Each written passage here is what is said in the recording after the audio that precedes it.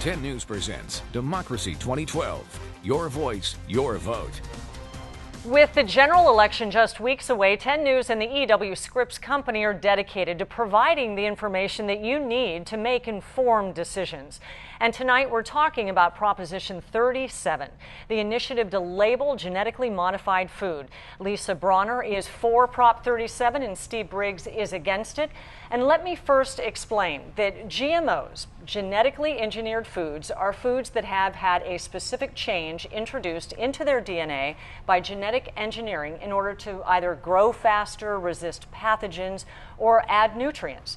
And the purpose of this setting is not to debate GMOs, their health or environmental issues, or their role in alleviating world hunger. It's about Prop 37 here in California and whether shoppers who buy strawberries have the right to know if they've been injected with the DNA of fish. It comes down to that. So Steve, I'll start with you, and why shouldn't it be labeled as such?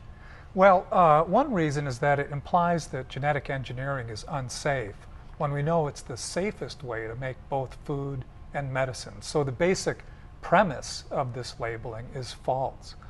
A second reason is that the proposition is presented as providing new information that's accurate, when in fact it's full of exemptions. This is a list showing the full proposition, and in yellow are all of the thousands of businesses and products that will be exempt from labeling, even if they contain genetically engineered ingredients. Lisa, I'll give you a chance to respond, and then the next question is to you. The purpose of Prop 37 is merely to give information to consumers. It's an initiative that was founded by moms and dads and individuals in California who simply want to know what is in their food. And the opposition to this is solely from biotech companies and users of GMO products who do not want to be held accountable to providing information and justifying what is in their products. Lisa, the opposition does say we just can't afford to do it. What do you say to that in these economic times especially? The issue of the cost of this label has been overblown. The analysis that was printed in the pamphlet that went out to every voter says that it will be negligible.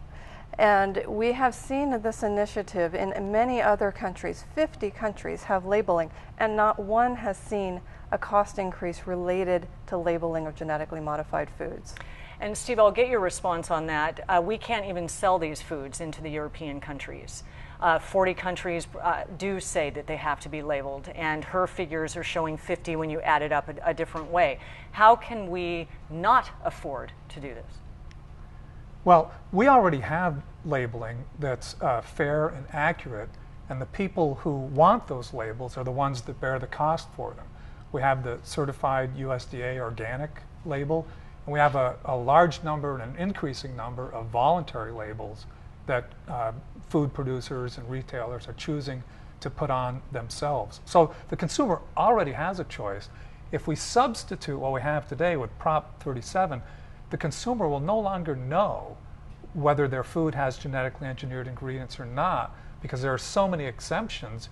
You simply will be misled by this labeling law. Lisa, exemptions have been talked about twice, so I think who's exempt? I mean, the exemptions that are listed in the proposition are only obvious things. For example, Dr. Briggs already mentioned the organics. They're already certified non-GMO, so we don't need to label them again.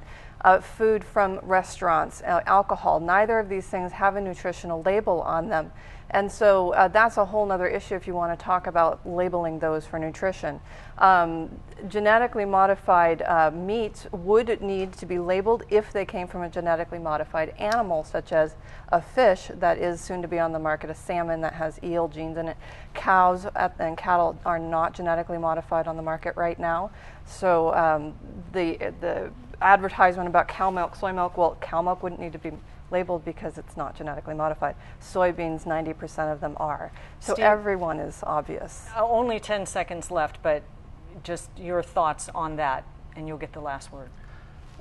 Well, the proposition is misleading in two ways. One, it will exempt from labels things that are known to contain GE ingredients. And two, it will force labels on foods that do not contain GE ingredients. Thank you both for your time today. The general election is November 6th.